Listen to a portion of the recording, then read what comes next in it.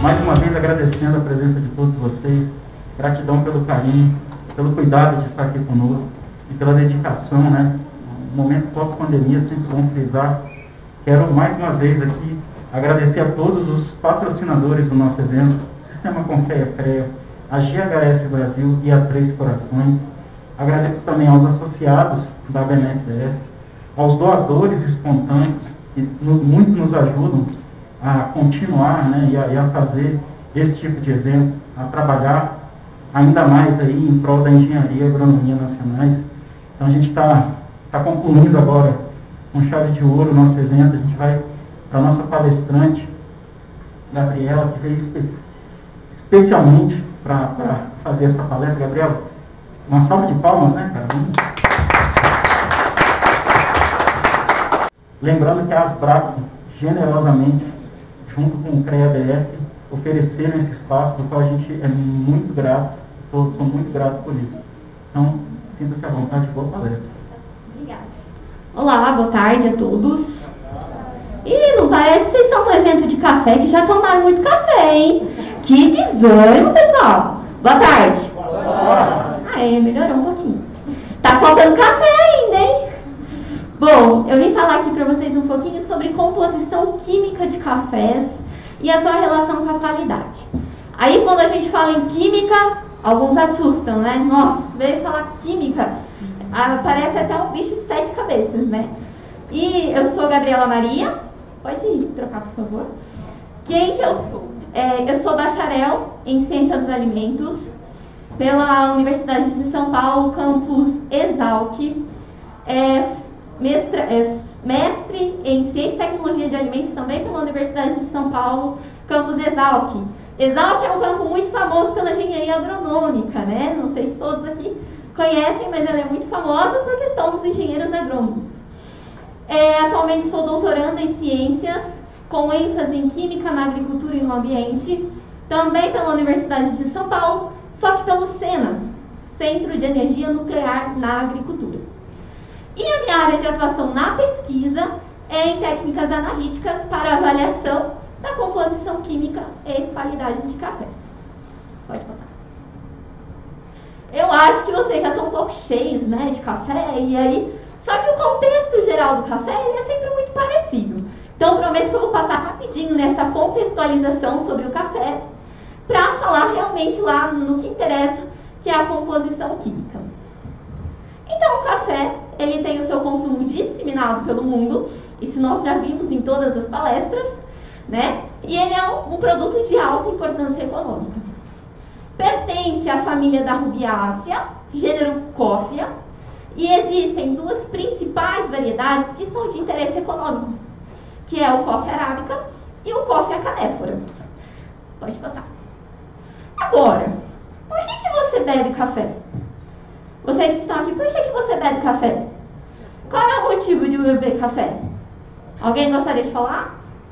É bom e faz bem. É bom e faz bem. Quem mais? É muito delicioso. É muito delicioso. Alguém aqui bebe porque, me deixa acordado? Não. Né? Então, cada um, né, cada indivíduo, ele tem o seu motivo, né, pelo que busca beber o café. Pode ser para manter acordado, porque dá energia, porque é gostoso, né, eu gosto, eu aprecio a bebida. Esses dias eu estava conversando com uma amiga que falou assim, eu bebo café porque eu vou comer um pão, um bolo, e pede algo líquido ali, algo para descer o café. E aí fica gostoso, para descer a comida. Eu bebo café, porque daí fica bom. Então, cada pessoa tem o seu motivo, né, pelo qual bebe o café. Pode passar, por favor. E foram esses motivos que, ao longo da história, originou as ondas do café. Que nós já vimos, né, hoje, na apresentação inicial da Carol, ela falou um pouquinho dessas ondas. Então, a primeira onda do café, ela surgiu em 1960, começou lá em 1960, onde se tinha um alto consumo da bebida. E o principal motivo por que se bebia café era por conta da cafeína. Porque me dá energia. E aí, então, se tinha uma produção em massa do café, mas pensando muito na questão de rendimento. Então, se tinha muito café commodity, né? O café como uma commodity. E café tinha simplesmente gosto de café. Aí lá para os anos 90, deu-se a segunda onda. E essa onda ela foi marcada, então, pelo surgimento de cafeterias, como a Starbucks. E também o início, então, do consumo, principalmente dos cafés expressos. Gente, começa a dar uma falta de ar. Falar com a máscara. Principalmente assim, é que tá difícil respirar, tá? E então inicia-se também a produção, né, o início aí das produções dos cafés especiais. E como que, né, foi colocado, né, em uma das palestras, o início da questão da experiência. O consumidor passou a buscar experiência. E essa experiência ela era marcada pelo ambiente, né, as cafeterias e o consumo da bebida. E era o consumo do café no sentido do luxo. A bebida de luxo, o status que me dá para consumir o café. E a terceira onda, que é a onda atual que nós estamos, ela é marcada por uma nova visão do consumidor. Eu passo a apreciar a bebida do café. Então, o que o café significa? Né? Qual é o significado desse café? Então, na questão, o consumidor passa a valorizar a origem geográfica, se tem um consumo mais consciente do café, e ainda se tem uma intensificação de cafeterias. Afinal, parece que cafeteria deu um boom ultimamente, né? Todo mundo viu que, nossa, hoje é moda, né? Ir na cafeteria, estar na cafeteria. E aí começam-se muitas produções independentes também, né? Dos pequenos produtores, dos microlotes, né? Dos cafés, os produtores serem mais valorizados. Então passa a se valorizar muito a questão da história. E aí então se tem uma qualidade voltada ao que eu atribuo ao café, né? O valor que eu atribuo ao café. E a experiência passa a ser ambiente, bebida e a história. E ainda existe, né, o comentário se dentro do mercado, né, dentro das pessoas que estão aí dentro do setor do café, de uma provável quarta onda, né? E essa quarta onda, ela seria uma onda movida pela questão do consumidor. Hoje o consumidor, ele tem mais domínio de técnicas, de conhecimento. Então, a cafeteria é ir para o lar do consumidor. O consumidor passa a torrar o seu café em casa, a produzir o café de diferentes formas dentro do seu lar. Então, pode ser que daqui um tempo, eu acho que um curto prazo de tempo, a gente vai ouvir muito bem falar de uma quarta onda do café. Pode passar, por favor. Vamos lá aqui. E aí, eu falando um pouquinho da cadeia, né? Ao longo do dia, acho que todo mundo já viu que a cadeia é bem longa, bem extensa e bem cheia de detalhes.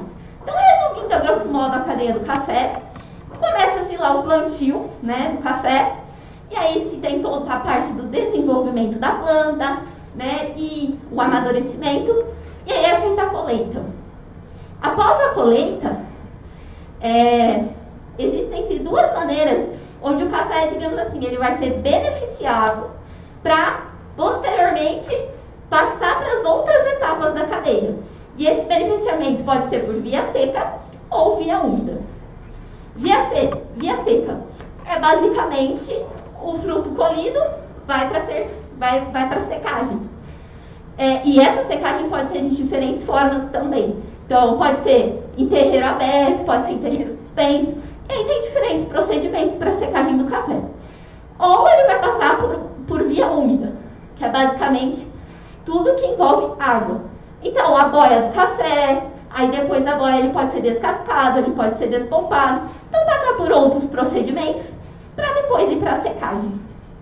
E então, após seco, e aí que é o momento em que ele adquiriu a umidade ideal, ele vai ser classificado. Então, o grão verde ele vai passar por uma classificação, né, que nós já ouvimos hoje também a respeito dessas classificações.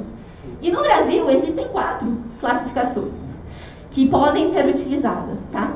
A classificação oficial brasileira, a classificação da SCA, a classificação COI, sendo que a SCA e a COI, elas são para classificação e avaliação, principalmente dos cafés especiais, para classificar cafés especiais. E a classificação da BIC.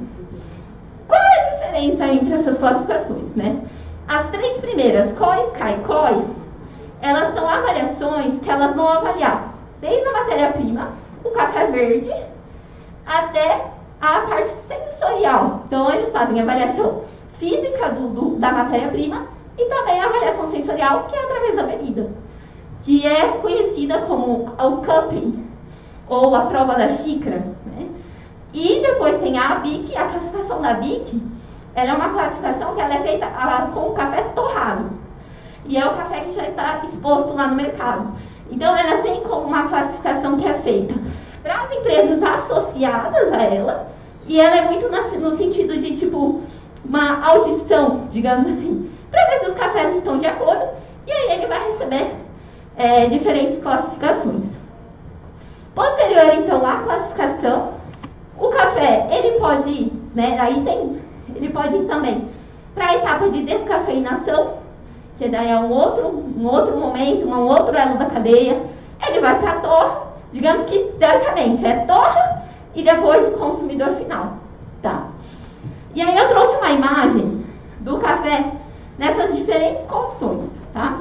Então, como seria uma etapa do café durante essa cadeia? Primeiro, a gente tem o fruto do café. Aí, no caso, nessa imagem, o café passou por via úmida. Então, a segunda imagem é um café despolpado. Tá?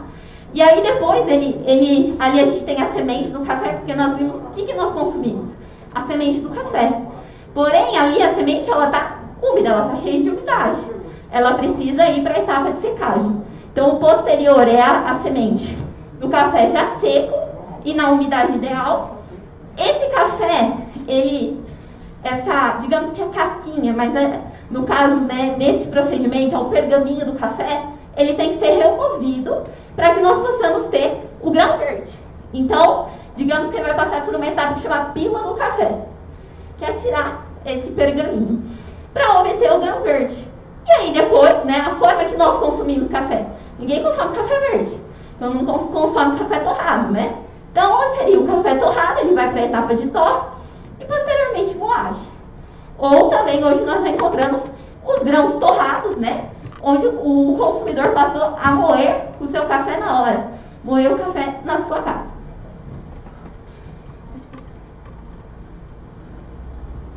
Essa aqui é uma imagem que eu acho muito interessante, porque eu falei para vocês sobre as 4 metodologias de classificação.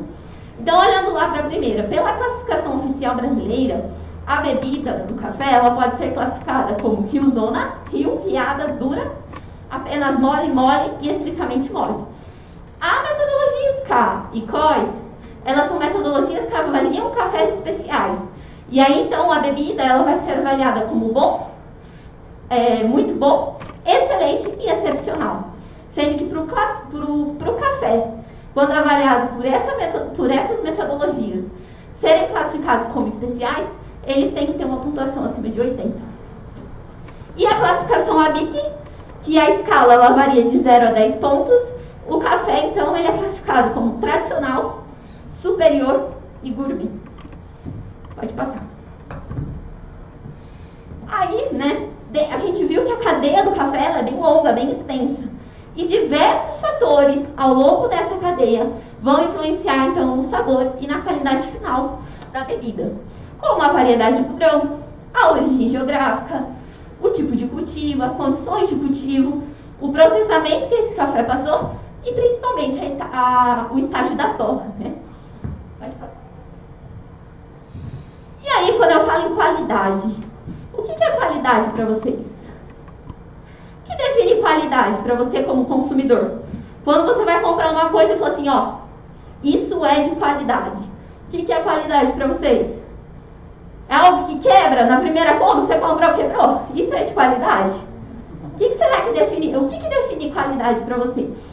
A qualidade, né, buscando ali um significado da palavra qualidade, ela vem como algo, né, que cumpre, são requisitos que são cumpridos de acordo com uma norma, de acordo com até mesmo com o que o cliente estabelece. Então, é o cumprimento de alguma coisa. Então, ó, aquilo lá atingiu minhas expectativas, para mim é algo de qualidade, como para outro também pode não ser, né? Então, cada um de nós temos a nossa referência de qualidade. Então, quando nós falamos em qualidade do café, quais são as formas, né? O que seria essa qualidade do café? Primeiro, nós temos metodologias que vão classificar o café, e muitas vezes essas metodologias, elas são feitas por provadores treinados, pessoas que são experts, por exemplo, em avaliar e degustar café. Então você tem as metodologias que vão ali provar a bebida, né, avaliar o café. Isso é a qualidade de acordo com uma norma, né, de acordo com parâmetros já estabelecidos. Porém, também tem a experiência particular. Quem estava ali participou do workshop Sabor e Cor, pode ter essa vivência. Às vezes eu bebo café, eu sinto, não sei, chocolate, amendoim, notas frustradas, florais. Às vezes eu bebo café e sinto só o quê? Gosto de café. Para mim não muda. Então cada consumidor, cada provador tem a sua experiência particular. E dependendo dessa experiência, essa qualidade, ela vai poder ser aumentada ou ela vai poder ser diminuída. E isso vai ser fundamental também na questão da escolha final do consumidor, né? Ele pode achar que o café, aquele cafezão top, não é tão top assim para ele, como para o outro é. Então a experiência particular, ela conta muito na hora de definir qualidade. E aí, entrando um pouco em composição química, que é um dos fatores que nós podemos associar à qualidade do café. Quando eu falo em composição química, o que vocês... Qual químico composto químico te vem na cabeça quando se refere química e café? Alguém vem? Algum? Cafeína, né? Acho que quando eu comecei a estudar café, isso não faz muito tempo, foi no meu mestrado e tem 2 anos, né? Eu falava assim, pra mim café, parâmetro que eu tinha de café, era o café que eu tomava na casa dos meus pais. Café tradicional, que o pacote de 500 gramas custa no máximo R$8 no mercado, cheio de açúcar. Então aquilo era meu parâmetro de café. E aí quando eu entrei no mestrado e veio, né, a oportunidade de trabalhar com café, falou assim, você vai trabalhar com café especial. Mamãe, o que é isso? Existe isso? Porque pra mim café é só um tipo de café, aquele que eu vi no mercado, que eu também consumi em casa. E aí, não, café especial é um café que tem notas frutadas, achocolatadas, amendoadas, avelãs. E eu bebi o café e falei assim, não, pra mim é café. Então, e aí quando você vai trabalhar com a composição química do café, mas café só tem cafeína. Né? O que tem no café? É cafeína. E aí a hora que você vai estudar, você vê que existe uma ampla composição. E que o café, então, ele é composto por compostos não voláteis, que são compostos associados a sensações de sabor, como, sabe, a acidez que você sente no café, o amargor, né, o adocicado, isso tudo está associado a algum composto químico. E eles ainda são precursores para compostos voláteis. E compostos voláteis, eles são associados principalmente ao aroma do café. Sabe aquele cheirinho gostoso que você sente do café? Isso também tem a ver com o composto químico, né? Com o composto volátil, que dá aquela sensação ao café. E tudo isso, toda essa composição química, vai contribuir, então, para a qualidade do café. Qualidade final também da bebida do café. Entre os principais compostos químicos, né, presentes no café, podemos destacar ácidos clorogênicos e seus derivados. E muitos desses derivados de ácidos clorogênicos, eles são formados a partir do processo de torra, ácidos orgânicos, cafeína, carboidratos, lipídios, melanoidinas, proteínas e trigonelina. Pode ir. Isso. E aí, então, para falar um pouquinho para vocês, né, sobre qual é a influência de cada um desses compostos na percepção final da bebida, eu trouxe alguns componentes, né, compostos químicos, e a sua relação com aqueles atributos, principais atributos da bebida do café. Prometo que eu não vou deixar ninguém louco com a química aqui, tá? Sabe aquela química da escola? A gente não vai ver aqui, exceto ele que deve gostar ali, ó. Então, falando um pouquinho, né, fragrância e o aroma. Todo mundo sente, né, aquele aroma, né, gostoso do café. Quais são os compostos que estão atrelados a esse aroma? A composição volátil, os carboidratos e os lipídios. Carboidratos e lipídios são compostos que eles acabam armazenando esses compostos voláteis e lá no final da torra, ou até mesmo quando o café é moído, esses compostos acabam sendo liberados. Aí eu trouxe alguns exemplos, mas não vou ficar falando, né, dos compostos para ninguém ficar desesperado, tá? E aí o sabor, né? O sabor do café está atrelado principalmente a carboidratos, lipídios, ácidos orgânicos, ácidos clorogênicos e taninos. Carboidrato, gente, é o açúcar, glicose, sacarose e frutose, tá? Os ácidos orgânicos, por exemplo, os principais ácidos orgânicos do café tem o ácido cítrico e o ácido málico. E ácidos clorogênicos e taninos. Ácidos clorogênicos, eles, dependendo do ácido, vai ser positivo. Mas dependendo, o ácido clorogênico ele é uma classe de compostos. E dentro dele a gente tem, então, derivados do ácido clorogênico. E dependendo da quantidade ou do tipo de ácido, né, dessa classe de compostos, vai ser positivo ou negativo para a bebida. E aí, quando a gente fala de sabor, a gente estuda lá, quando eu fiz minha graduação, análise sensorial. Então, na análise sensorial, a gente aprende todo esse sentido, toda a questão de como é essa percepção, né, do aroma, percepção do sabor. E o sabor, ele é... Gente, eu vou respirar um pouquinho. O sabor, ele está associado a dois sentidos, principais sentidos nossos, paladar e olfato. Então, como nós sentimos o sabor é a associação dessas duas sensações que nós sentimos, que nós dizemos que são as sensações retronasais. E por isso que quando a gente está lá fazendo o workshop da Sulaine, né? Ou a gente está ali provando café, degustando algum tipo de café, é muito importante a percepção do aroma e também depois a gente beber, porque a sensação, o sabor que nós vamos sentir está relacionado com essas duas sensações, o olfato e o paladar. E também, e quem que proporciona, né, esse aroma do café, né, ativa ali o nosso paladar, o nosso olfato? Os compostos voláteis. Pode passar. Aí tem o atributo de finalização, né? A finalização, que é aquela sensação, às vezes até do corpo do café, aquela sensação final, né? Ela está muito relacionada a moléculas menos solúveis em água e com elevado peso molecular.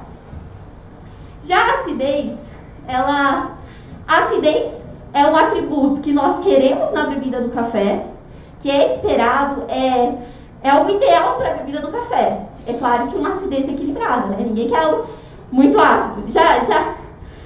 Alguém aqui já tomou vinagre? Ou já sentiu? Se chegou perto do vinagre, você sente, né, aquela coisa que queima, que arde tudo. Ninguém quer beber uma bebida, né, que te dá aquela sensação de queimação, digamos assim. Então a acidez ela tem que ser algo equilibrado. E aí quem que está relacionado com essa acidez?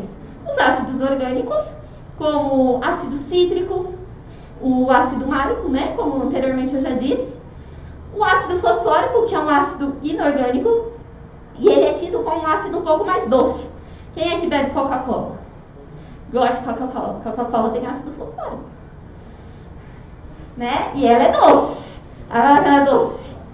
E os ácidos clorogênicos. Então vê que ácido clorogênico está em tudo?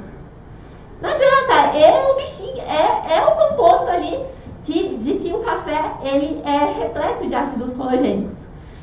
E os ácidos clorogênicos, após a torra, eles durante o estágio de torra, vão gerar derivados desse ácido clorogênico. Só assim, em questão de conhecimento mesmo, o ácido clorogênico ele é um composto, quem é engenheiro agrônomo vai poder falar melhor para mim ainda, hein? É um composto de defesa da planta.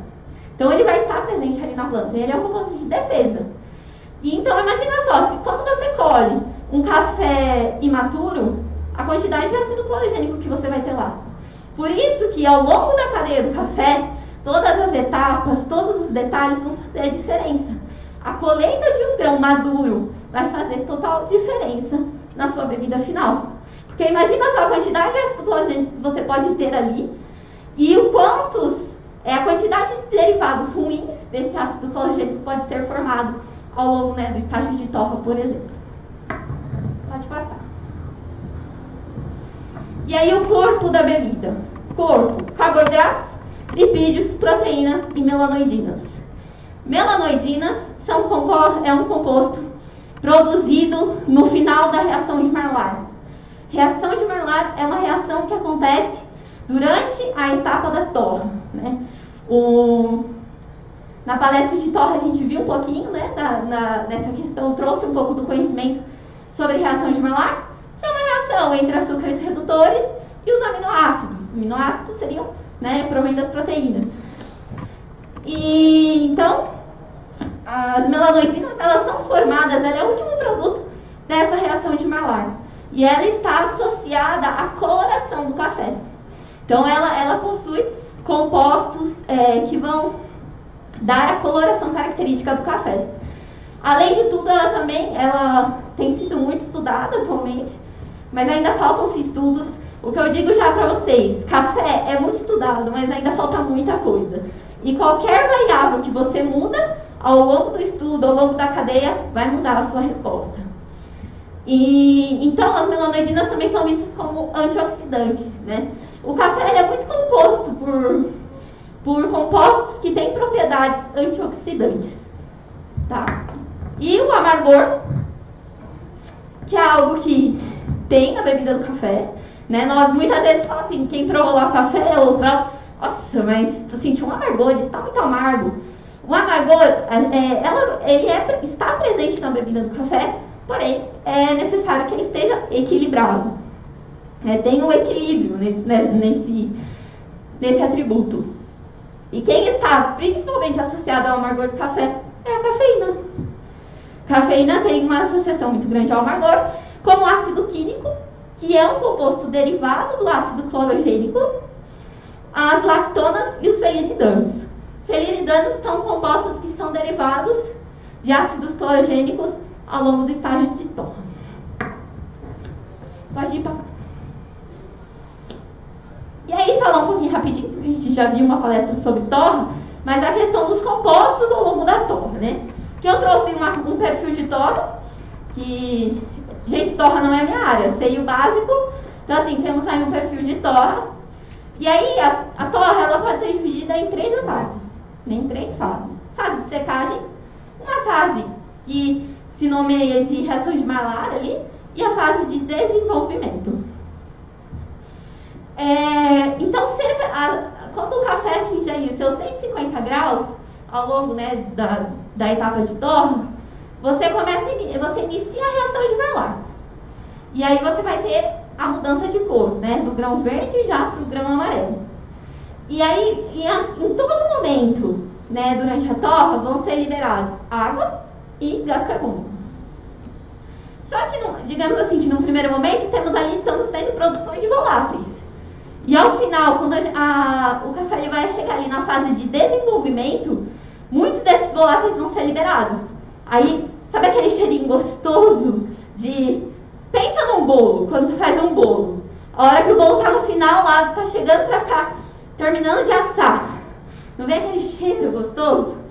Então, é a mesma coisa. Quem já, né, presenciou uma torra no final, lá, quando ele está finalizando a torra, você começa a sentir muito mais, né, a intensidade desse aroma. É porque muitos voláteis estão sendo liberados. Porém, outros voláteis vão ser liberados quando moído o café. Então, voláteis, eles são liberados a todo momento, né? Durante todo o estágio. E como o palestrante, né, sobre a torra falou, existe um momento que se chama o crack, que é um momento que acontece ali a pirólise, até que ele comentou, onde você tem a reação de Maillard, mais intensa ainda, e a caramelização. Durante a fase de desenvolvimento, entre os principais compostos que vão sendo gerados, tem a caramelização dos açúcares, e aí gera furanos. Furanos são compostos voláteis.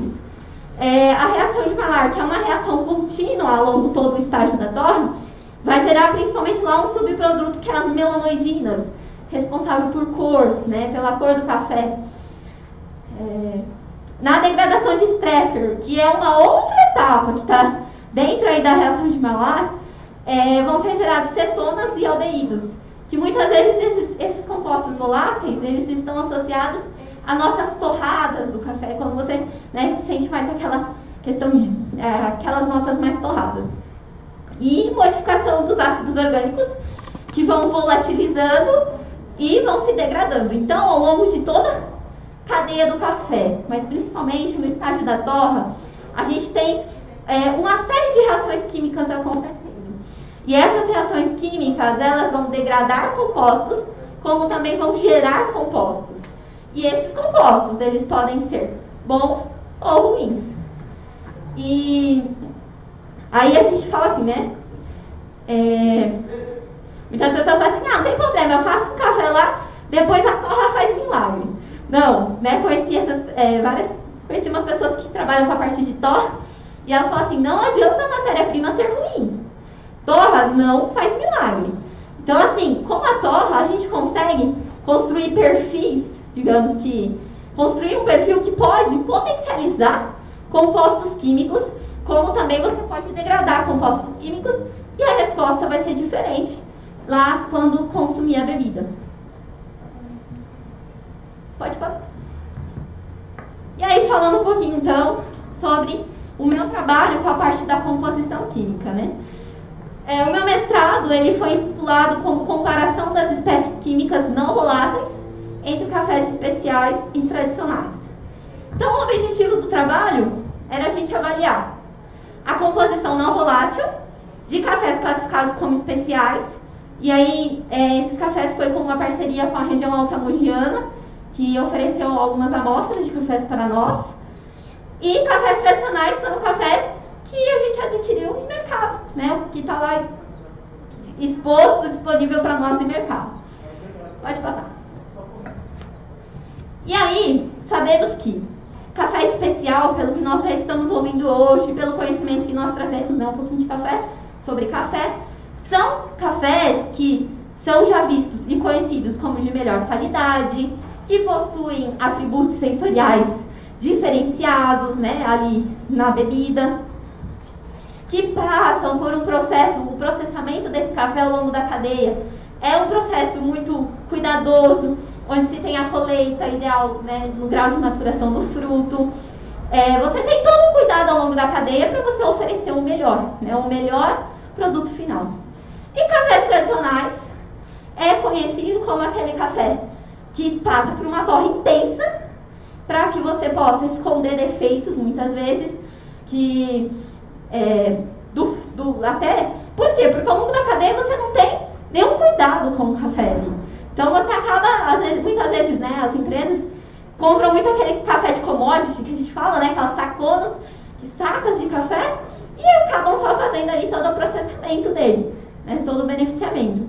E aí, muitas vezes, para esconder defeitos, porque já que não teve nenhum cuidado ao longo da cadeia, você põe uma torre intensa lá, porque, gente, depois que está torrado, né, como algumas pessoas dizem, carbonizado, você vai enxergar alguma coisa? Você vai saber o que estava lá? Depois de moído, então, você vai saber o que estava lá? Não, né? Então, a ideia do trabalho era assim, a gente vê essa parte da composição química entre café especial e tradicional torrado, tá? E como eu disse para vocês, quando você estuda café, qualquer variável vai mudar a sua resposta. E então, algumas variáveis nós buscamos padronizar para ter uma resposta final. Então, teve uma padronização granulométrica. Mudando granulometria, você pode mudar a sua resposta final. A extração. Então, o mesmo método de extração para todos eles, porque se você mudar o método de extração, a sua resposta vai ser diferente. E aí, posteriormente, então, foi feita a extração da bebida, e a técnica analítica que eu utilizei foi a separação cromatográfica, utilizando a cromatografia líquida de alta eficiência. E utilizando essa técnica, né, nós obtivemos perfis, né? Eu não trouxe nenhuma foto, mas perfil é como se fosse assim, um gráfico cheio de picos, tá? Onde cada um desses meus picos são compostos que foram separados. Então, a partir dessa técnica, e utilizando padrões, eu consigo fazer identificação dos meus compostos.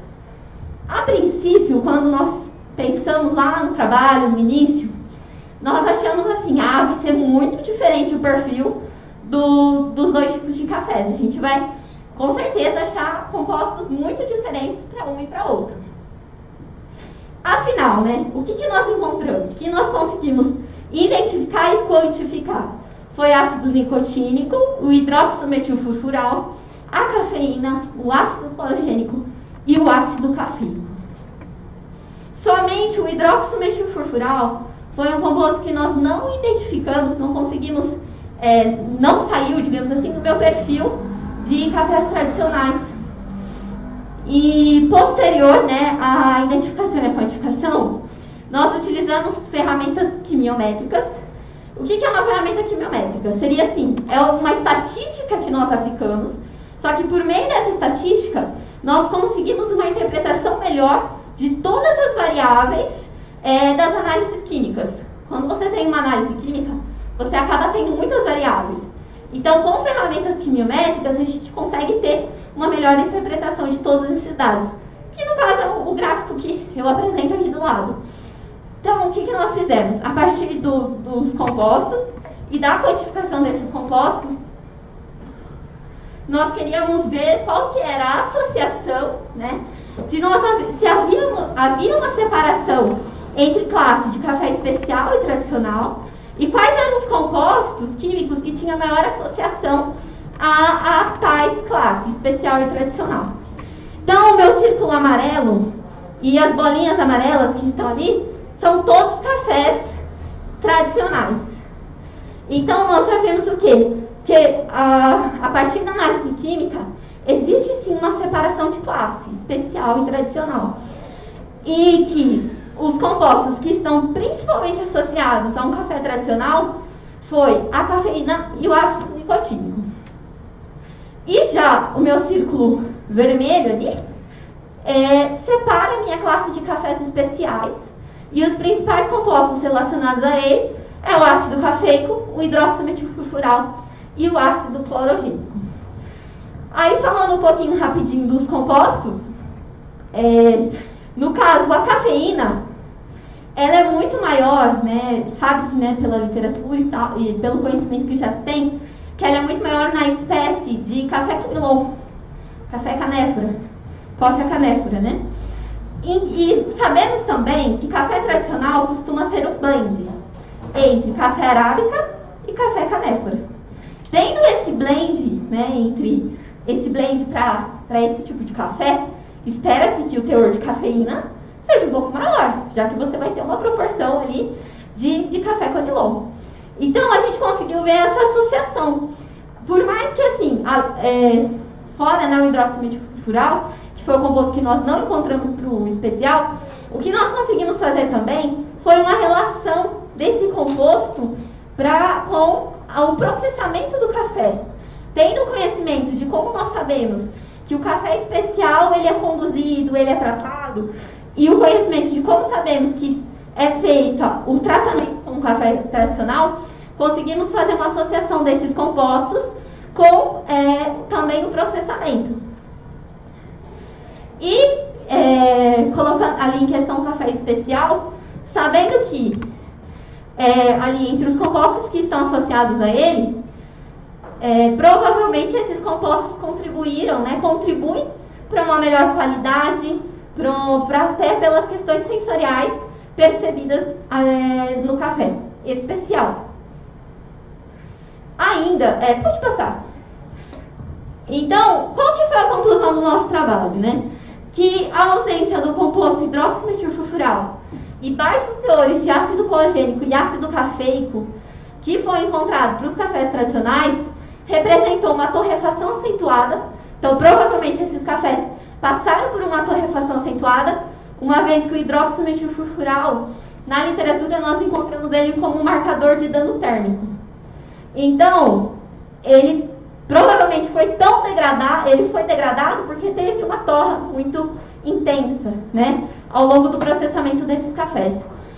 E também houve perda de características sensoriais, né? A gente não teve nenhum sabendo que não é um café que possui notas diversificadas, né, que é a bebida café com gosto de café, esses compostos também estão associados, então, provavelmente à perda dessas características sensoriais. E já para os cafés especiais, foram encontrados os maiores níveis de ácido colagênico, ácido cafeico e hidroximetilfurfural. E esses compostos, então, podem ser associados às características sensoriais. Essa foto, o primeiro café é um café tradicional e o segundo café é um café especial. Quando você olha visualmente só um grão torrado de café tradicional especial, já é possível você ver a diferença, né? A diferença em questão de tamanho de grão, a questão de diferença na cor, é que de longe talvez vocês não consigam ver muito, mas quando vocês tiverem acesso aos PDFs, dá uma olhadinha, né? Quem ainda não teve essa oportunidade de ver a diferença que existe entre os grãos, é muito visível, né? A uniformidade, a falta de uniformidade no café tradicional é muito grande. E aí a gente viu ao longo de todo o nosso dia que existem várias variáveis, e eu também coloquei aqui, que vão modular o resultado final. Isso desde o início até o final da cadeia do café. Pode passar, por favor. Então, as principais variáveis que estão associadas a mudanças na bebida do café, principalmente, a forma de extração. Então, a extração, quando a gente fala de extração, você vai extrair compostos, né? Quando você vai preparar a bebida do café, você vai ter a extração de compostos. E a extração, ela está associada principalmente à polaridade desses compostos. Porque, dependendo da polaridade do composto, ele vai ser solúvel ou não na água, né? Porque aqui todo mundo bebe café feito a partir da água, né? Então, dependendo do composto, ele é solúvel ou não em água. Ou ele vai ser mais solúvel ou menos solúvel em água. A granulometria, qual que é a granulometria do meu pó? Isso vai influenciar em como vai ser a extração. O peso molecular, a concentração e o rádio, que essa parte de concentração tem muito a ver com a concentração de sólidos solúveis que eu vou conseguir extrair, e principalmente tempo e temperatura. Muda o tempo de extração, muda a temperatura, é outra resposta. Hoje tivemos uma palestra principalmente sobre água. A água está extremamente ligada de como que vai ser a qualidade da bebida, a questão de dureza, a questão da acidez e 1000 outros parâmetros que nós vimos hoje, né, na palestra, e também a questão da temperatura. O café, qual que é a espécie do meu café? Qual é a característica do meu café? A origem do café? Qual é a quantidade que eu vou utilizar? A granulometria? A homogeneidade? Como que esse café vai estar ali? Sei lá, vou fazer um processo de filtração, né? Uma infusão. Um café filtrado por infusão. Como que está a compactação do meu pó? Como que é a forma da cama ali? Quem participou do workshop pode ver que ao longo do workshop foi muito falado isso. Ó, estou aqui melhorando, arrumando, para a questão de como que está colocado o meu pó ali para o preparo. A quantidade, então qual que vai ser a razão de água e café e água? Qual que é o grau de torra, né? Qual que foi? Uma torra clara, média, escura, totalmente carbonizado, e assumidamente, quanto mais café, mais sólidos.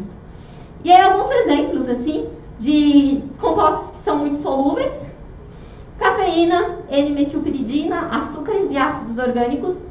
Esses compostos, mais de 90%, né, deles são extraídos nos primeiros segundos ali da preparação da bebida. Porém, se você extrair pouco dele, você vai ter um café doce e ácido, mas tem muita complexidade. E os compostos que são pouco solúveis, felinidanos, ácidos colagênicos, lactonas e amidas conjugadas. E isso vai depender muito da quantidade de água e o tempo. Então, assim, quanto mais tempo você deixar a água, mais você pode extrair desses compostos, tá? E os felinidanos, eles são continuamente extraídos. Porém, se esses compostos forem muito extraídos, provavelmente a sua bebida vai ter notas de amargor e a astringência muito mais intensas. Pode passar. Então, pessoal, eu espero que eu tenha trazido para vocês um pouco, né, de informação, né, sobre essa parte da composição química. A gente olha o café em toda a cadeia, toda etapa é muito importante.